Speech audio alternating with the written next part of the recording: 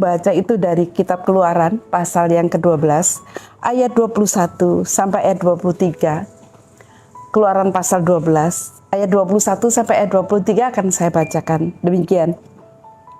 Lalu Musa memanggil semua tua-tua Israel serta berkata kepada mereka, "Pergilah, ambillah kambing domba untuk kaummu dan sembelihlah anak domba Paskah. Kemudian kamu harus mengambil seikat hisop dan mencelupkannya dalam darah yang ada dalam sebuah pasu. Dan darah itu kamu harus sapukan pada ambang atas dan pada kedua tiang pintu. Seorang pun dari kamu tidak boleh keluar pintu rumahnya sampai pagi.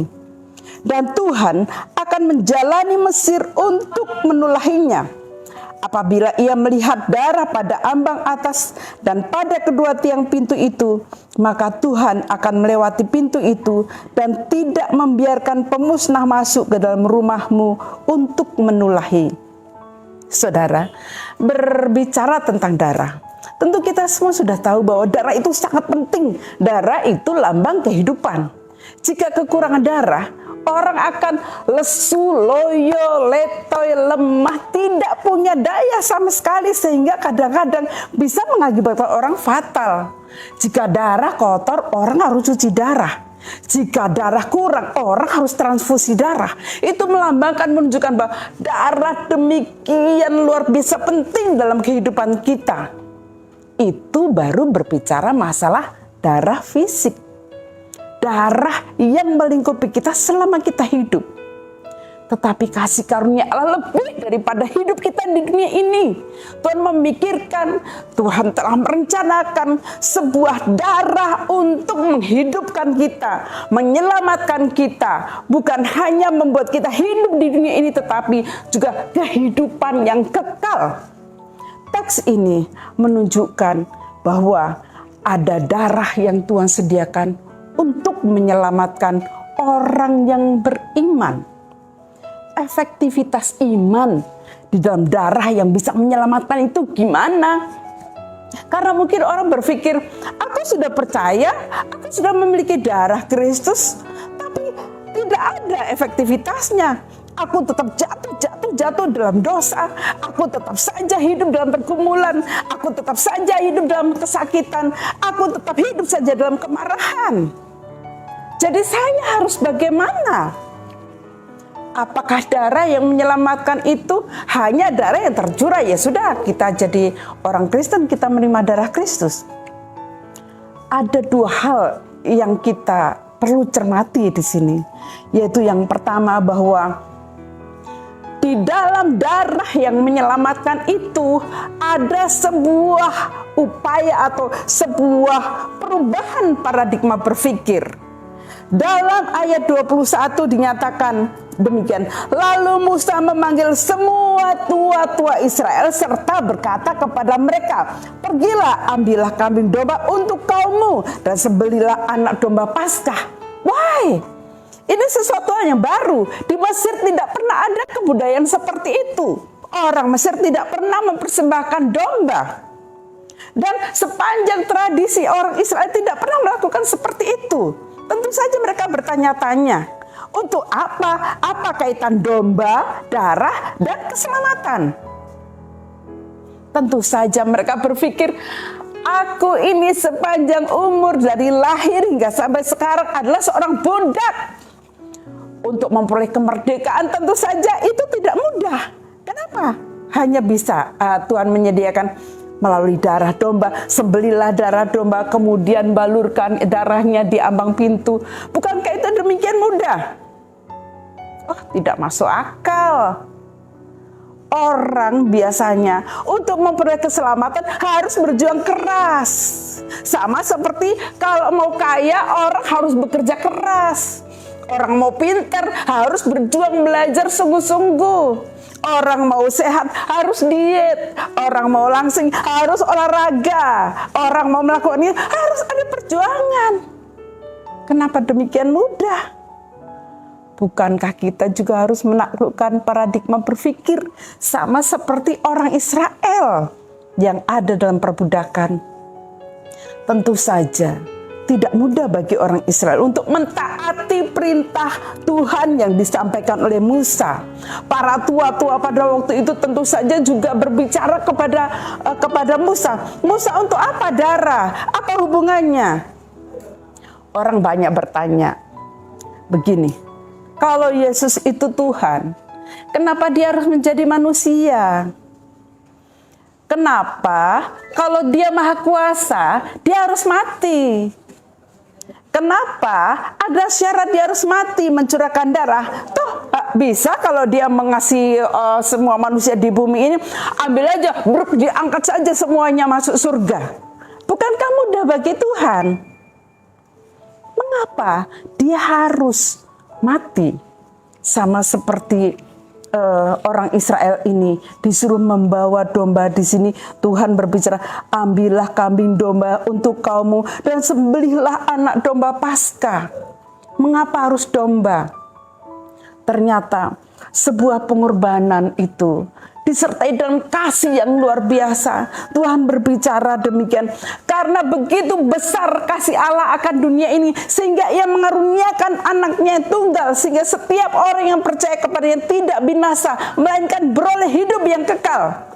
Domba di Mesir pada waktu itu menjadi sebuah perlambang akan kesempurnaan darah domba yang suci yang akan datang di dalam diri Tuhan Yesus Kristus. Kenapa dilambangkan di dalam domba? Yesaya 53 ayat 6-7 menyatakan bahwa dia sang penebus itu keluh seperti domba yang dibawa kepada sebuah pembantaian. Dia tidak berdaya sama sekali. Dia nurut saja, dia pasrah saja, dia berserah saja karena sebuah pengorbanan cinta yang dalam. Tuhan Yesus lebih daripada domba. Karena dia suci, mulia, maha kuasa, dia harus turun ke dunia ini untuk menggantikan orang-orang yang berdosa. Saudara yang dikasihi Tuhan, banyak orang tidak bisa menaklukkan paradigma berpikirnya. Kenapa Allah menjadi manusia? Kenapa Allah bisa mati? Kenapa Allah harus disalibkan? Kenapa Allah mencurahkan darah? Memang Allah punya darah? Mengapa Allah punya darah? Saudara yang dikasihi Tuhan, domba yang disembelih itu menjadi sebuah perlambang bahwa domba itu yang keluh itu akhirnya darahnya bisa menggantikan, padahal sebenarnya tidak seimbang sama sekali antara domba dengan begitu besarnya, begitu mahalnya darah manusia. Tetapi karena kasih karunia Allah, Tuhan tahu bahwa manusia sama sekali tidak bisa mencari cara untuk menebus dirinya dari perbudakan dosa. Sama seperti orang Israel yang diperbudak oleh Mesir, sama sekali tidak bisa memperjuangkan kemerdekaannya. Sekalipun mereka ingin, sekalipun mereka sungguh-sungguh rajin bekerja sebagai budak, sekalipun mereka punya uang, mengumpulkan banyak uang untuk menebus dirinya kemerdekaannya, mereka tidak bisa. Dan karena tidak bisa itu, harus ada campur tangan Tuhan yang sangat kuat, tangan yang teracung untuk membebaskan mereka dari perbudakan di Mesir. Demikian juga karena begitu besarnya kasih Allah itu, sehingga dia harus turun ke dunia ini. Karena nyawa adalah milik Tuhan, maka hanya Tuhan saja yang bisa menebus. Karena hidup itu adalah milik Tuhan, maka tidak ada sesuatu pun yang bisa memperjuangkan kehidupannya. Saya ingat ada wawancara Pak Dr. Terawan.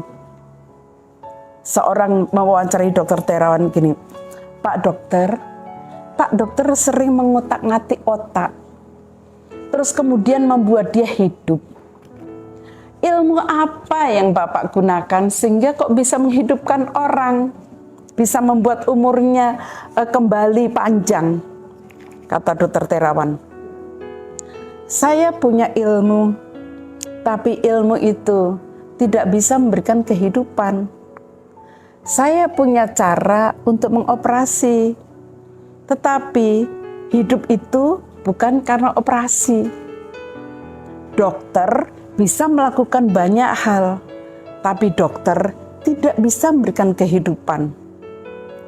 Makanan bisa memberikan kesehatan, tapi makanan tidak bisa memberikan kehidupan.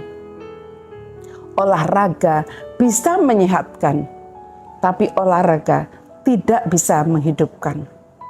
Kadang-kadang kita berpikir, kita memiliki paradigma berpikir bahwa keselamatan, kehidupan, kekayaan, kehormatan, kemuliaan, segala sesuatu bisa kita perjuangkan sendiri. Bahkan jika mungkin untuk mencapai surga, kita bisa memperjuangkan dengan kekuatan kita sendiri, dengan amal saleh, dengan kebaikan, dengan doa-doa kita, dengan persembahan-persembahan kita, dengan amal baik kita. Kita merasa bahwa kita bisa membeli keselamatan itu dengan cara kita sendiri.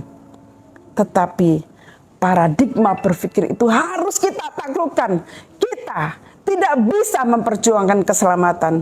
Itu adalah anugerah Tuhan yang diberikan melalui domba yang tersembelih. Dan yang kita peringati hari ini adalah melalui darah Tuhan Yesus Kristus yang telah mati tercurah untuk kita. Kita taklukkan paradigma kita. Kita taklukkan pikiran kita. Tuhan, Engkaulah Tuhan yang bisa menyelamatkan aku dari semua belenggu-belenggu dosaku. Engkau yang bisa mengampuni semua dosaku. Iblis selalu membuat kita merasa tidak percaya, membuat kita ragu apakah Tuhan mau mengampuni semua dosa-dosaku yang berulang-ulang kali aku lakukan. Iblis senang bukan ketika kita jatuh dalam dosa.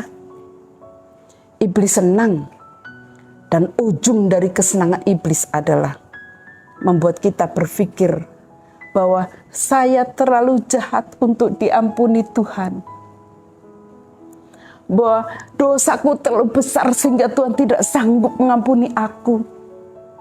Kita berpikir bahwa aku terlalu jahat sehingga Tuhan tidak layak mengasihi aku. Letakkanlah pola pikir kita. Serahkan hidup kita bahwa kita telah dipilih Tuhan. Kita dikasihi Tuhan dengan darah yang sangat mahal. Bukan dengan emas perak kita dibeli Tuhan, tapi dengan darahnya mahal. Sehingga Tuhan layakkan kita, siapapun engkau, siapapun dirimu, Tuhan sayang, Tuhan cinta kepadamu. Hal kedua, di mana darah itu bisa menyelamatkan kita itu, kita harus bagaimana? Yang kedua adalah, ada iman yang harus dilakukan. Di sini firman Tuhan dinyatakan ayat 22. Kemudian kamu harus mengambil seikat hisop, mencelupkannya dan darah yang ada dalam sebuah pasu. Dan darah itu kamu harus sapukan pada ambang atas dan pada kedua tiang pintu. Seorang pun dari kamu tidak boleh keluar pintu rumahnya sampai pagi. Saudara yang dikasih Tuhan, tentu saja bahwa darah Kristus itu akan menjadi efektif ketika kita melakukan lompatan iman, ketika kita melangkah melakukan iman yang kita miliki. Karena iman itu selalu berbuat. Iman tidak pasif. Iman itu berbuat. Sama seperti bapak-bapak di dalam Alkitab sudah begitu banyak memberikan teladan iman di mana mereka melakukan. Nabi Nuh harus membuat bahtera kapal di mana pada waktu itu musim kemarau yang sangat panjang, yang luar biasa. Nabi Nuh juga tidak ada di tengah-tengah laut. Nabi Nuh jauh dari sungai yang besar, tetapi Tuhan perintahkan buat bahtera. Dan dengan langkah iman, Nuh membuat kapal bahtera.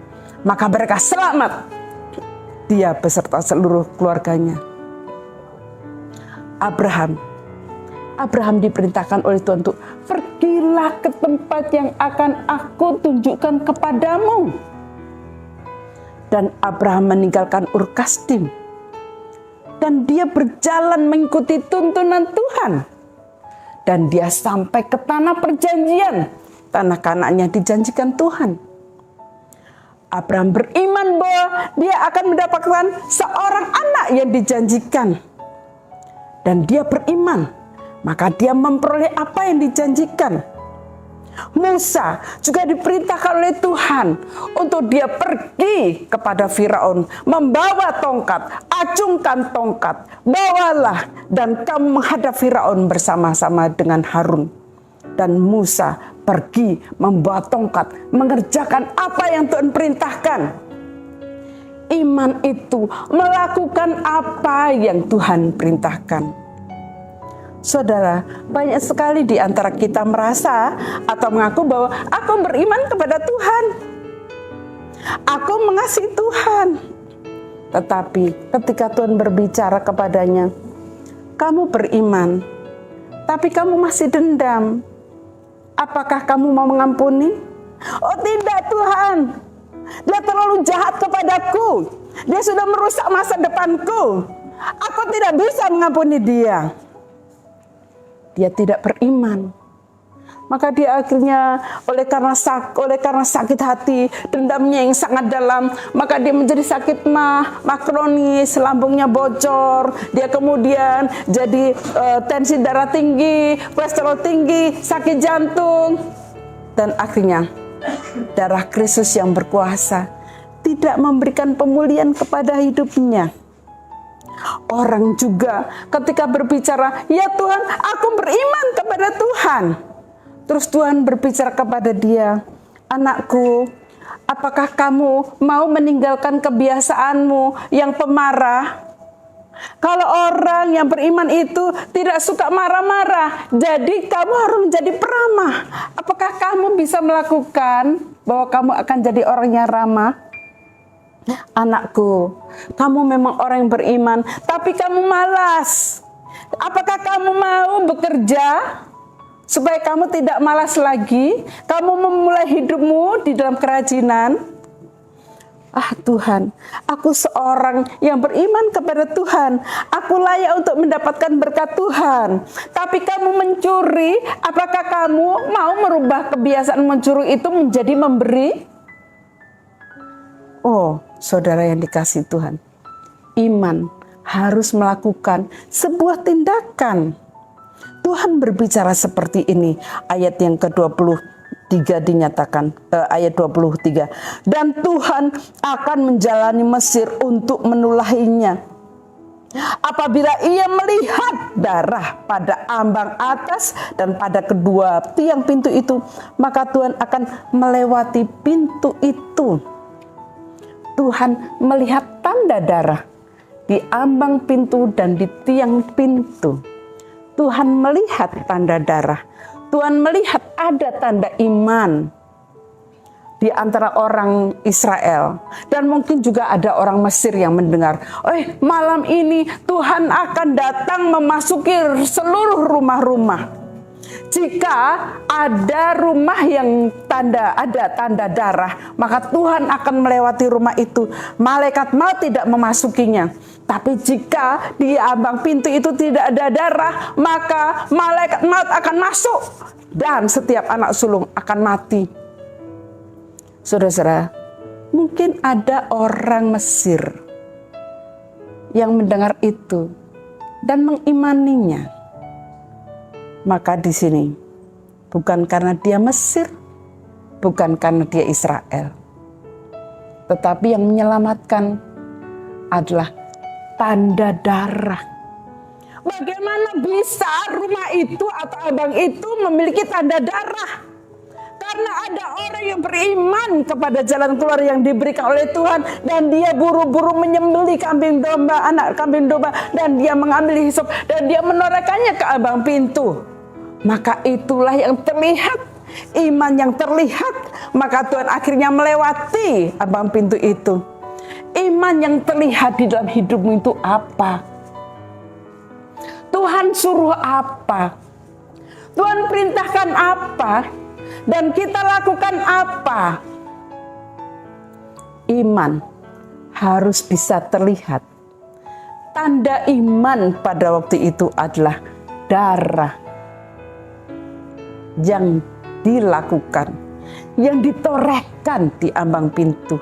di mana orang Mesir, di mana orang Israel yang percaya kepada anugerah Tuhan itu melakukan apa yang ditunjukkan oleh Tuhan, melakukan apa yang diperintahkan oleh Tuhan. Jika kita merasa, jika kita mengaku bahwa aku beriman kepada Tuhan, tetapi tidak ada tanda sedikit pun bahwa perintah Tuhan itu dilakukan, bagaimana darah itu efektif memberikan keselamatan kepada kita? Tentu saja, sesungguhnya kita bukanlah orang yang beriman.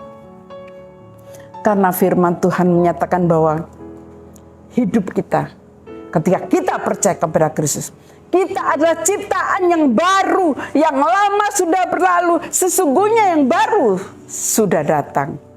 Juga ada lagu, hidupku bukannya aku lagi, tapi Yesus dalamku.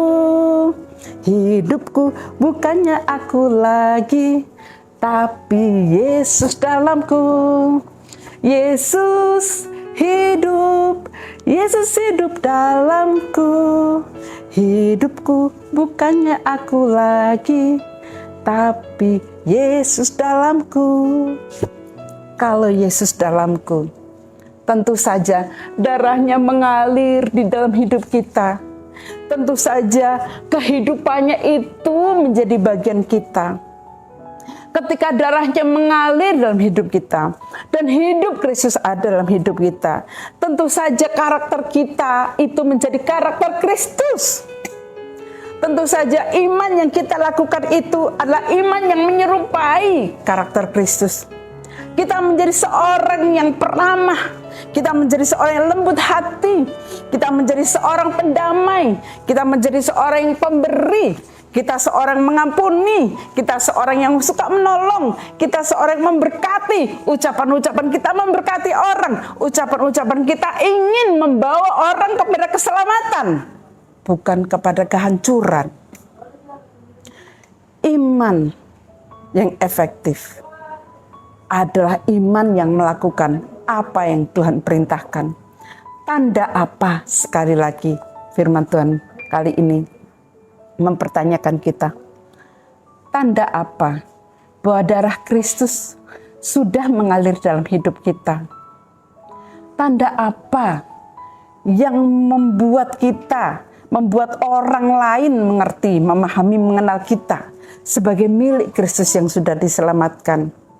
Paskah ini kiranya akan menolong kita memperbarui hidup kita, memperbarui komitmen kita, bahwa Kristus sudah mati tersalib untuk dosa-dosa kita dan menggantikan darah yang kotor, darah yang penuh dosa itu menjadi darah yang baru, darah Kristus yang mewarnai kehidupan kita, sehingga karakter kita pun menjadi karakter Allah.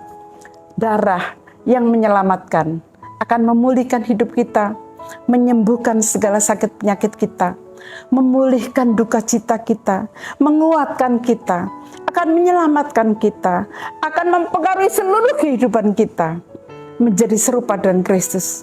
Ketika kita memiliki darah Kristus, maka pancaran kemuliaan itu pun pasti akan terlihat, dan orang bisa melihat kita seperti melihat Kristus. Ketika kita berjumpa dengan banyak orang, orang akan merasa damai sejahtera karena aku seperti berjumpa dengan Kristus. Darah Kristus adalah darah yang menyelamatkan, dan itu ditawarkan kepada semua saudara. Siapapun saudara sekarang, dalam pergumulan apapun, entah saudara siapapun sekarang ini, sekalipun dosa-dosamu begitu banyak, sekalipun beban begitu berat, dan mungkin ada di antara saudara yang sedang sakit terbaring lemah, darah Kristus akan memulihkan saudara. Darah Kristus akan memberikan kekuatan saudara menanggung semua penderitaan maupun kesusahan. Darah Kristus mengalir dalam kehidupan saudara, dan saudara akan pulih, akan selamat. Amin.